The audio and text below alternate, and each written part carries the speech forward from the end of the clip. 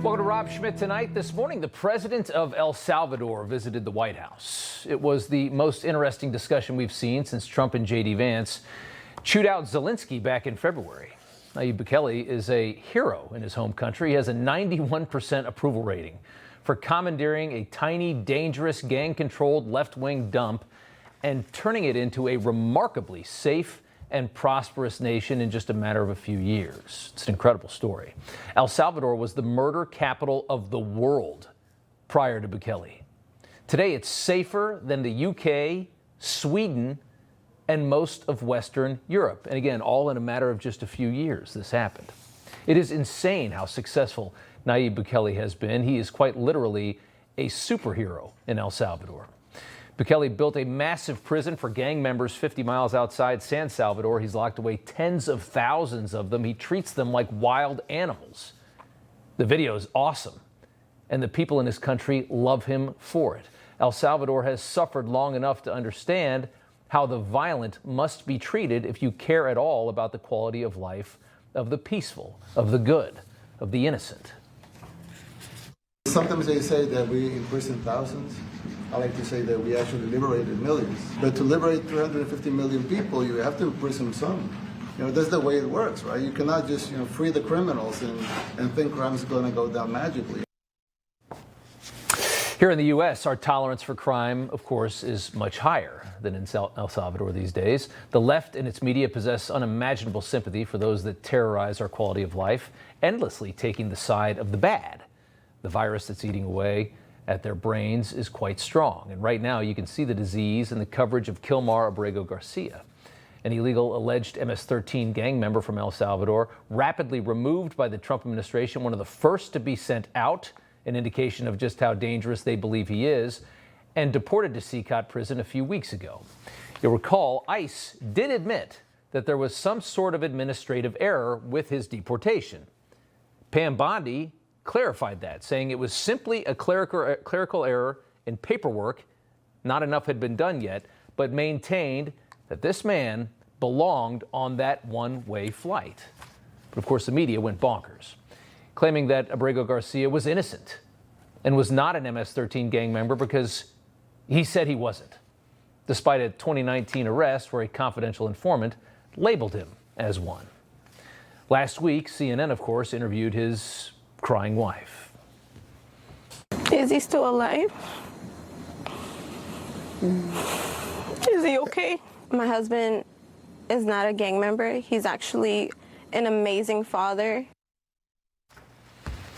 You're going to hear that. You're always going to get that from the wife. On Friday, the Supreme Court weighed in on this case and confused everyone, writing, "The United States acknowledges that Abrego Garcia was subject to a withholding order forbidding his removal to El Salvador and that the removal to El Salvador was therefore illegal." On Friday, April 4, the United States District Court for the District of Maryland entered an order directing the government to facilitate and effectuate the return of Abrego Garcia to the United States by no later than midnight Monday, April 7.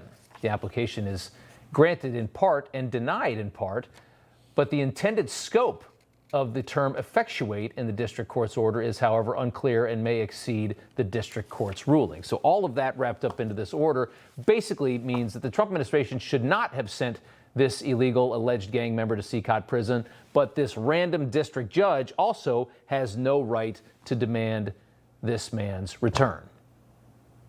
So, confused? Yeah. Everybody is. But the second part is what the Trump administration is focusing on, and they make a really good point, a point that the media is not talking about at all. This led to some interesting moments in the Oval Office today, with the media, specifically CNN, fighting very hard for the return of an illegal immigrant who's likely a member of one of the most dangerous gangs in the world. Take a listen. Do you plan to ask President Bukele to help return the man who your administration says was mistakenly deported? He was illegally in our country. He had been illegally in our country. And in 2019, two courts, an immigration court and an appellate immigration court, ruled that he was a member of MS-13. When President Trump declared MS-13 to be a foreign terrorist organization, that meant that he was no longer eligible for any form of immigration relief in the United States. This issue was then, by a district court judge, completely inverted, and a district court judge tried to tell the administration that they had to kidnap a citizen of El Salvador and fly him back here. That issue was raised to the Supreme Court, and the Supreme Court said the district court order was unlawful. Explanation there, pretty solid. After that, CNN's White House reporter asked El Salvador's president if he intends to spring Abrego Garcia free from CCOT, from the terrorist prison, and then, I guess, send him somehow back to the United States. Here's the answer to that. How can I return him to the United States? Like, I smuggle him into the United States, or what do I do? Of course, I'm not going to do it. It's like, the question is preposterous. How can I smuggle a terrorist into the United States? I don't have the power to return him to the United States. But you can release him inside El Salvador. Yeah, but I'm not releasing, we're not very fond of releasing terrorists into our country. We just turned the murder capital of the world into the safest country of the Western Hemisphere, and you want us to go back into the releasing criminals so we can go back to being the murder capital of the world? No, that's not going to happen. They'd love to have a criminal, released into it. There's a fascination. They would love it. Yeah. They're sick. These are sick people. These are sick people. But Trump here is pointing out what we're all thinking every time this issue is discussed. Every single time that they talk about this and they harp on this issue specifically, we all think the same thing. And that is, how is the media again taking the insane side of a 90-10 issue? But of course they are, because this is what they do. Abrego Garcia definitely belongs in El Salvador. Remember, he's an illegal immigrant from El Salvador. And if he's actually not an MS-13 gang member, he's more than welcome to work that out in El Salvador's legal system, because El Salvador's president is more than aware of what I guess is contended for by the media in this country, which is that he's possibly not an MS-13 gang member.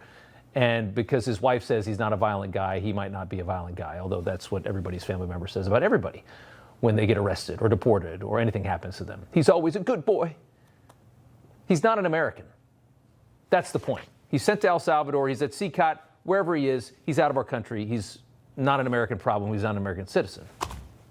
With all of that, and as insane as they've been harping on this issue every single day, we've been listening to the story of Kilmar Abrego Garcia. Turn on the other networks. They talk about this guy all the time, far more than they talk about any victim of crime in this country you could ever remember. With all of that, Caitlin Collins decides to take even one more shot. Here you go. Mr. President, you said that if the Supreme Court said someone needed to be returned, that you would abide by that. You said that on Air Force One just a few days ago. And they said that it must be facilitated. Why don't you just say, isn't it wonderful that we're keeping criminals out of our country? Why can't you just say that? Why can't you just say that? Again, after 10 minutes of discussing one guy, and again, this is one of the first to be deported from the country. Think about all the people in the country illegal and how many of them are dangerous and how many of them are bad. It's a lot of people. He was on the first flight out, which again is an indicator. ICE, the people that do this work, they don't make a lot of mistakes. They study who these people are, they know who they are, they know what they've done. He managed to get himself on the first flight to CCOT. What does that tell you about Kilmar Abrego Garcia, other than what his wife says on CNN? Such a valiant fight to save this deported illegal immigrant who, again, likely was a gang member. When was the last time you heard that kind of passion, the kind of passion that we heard in the Oval Office today in defense of any American who has fallen victim to the consequences of this borderless chaos that we've gone through for the past 4 years? The answer would be never. You know, everybody's reporting the same stories, the same spin. You turn the channel, it's always the same. But not us. We're different. We report the real news. No spin, just the facts. Turn to us, and you won't turn back. Tune in to Rob Schmitt Tonight on Newsmax.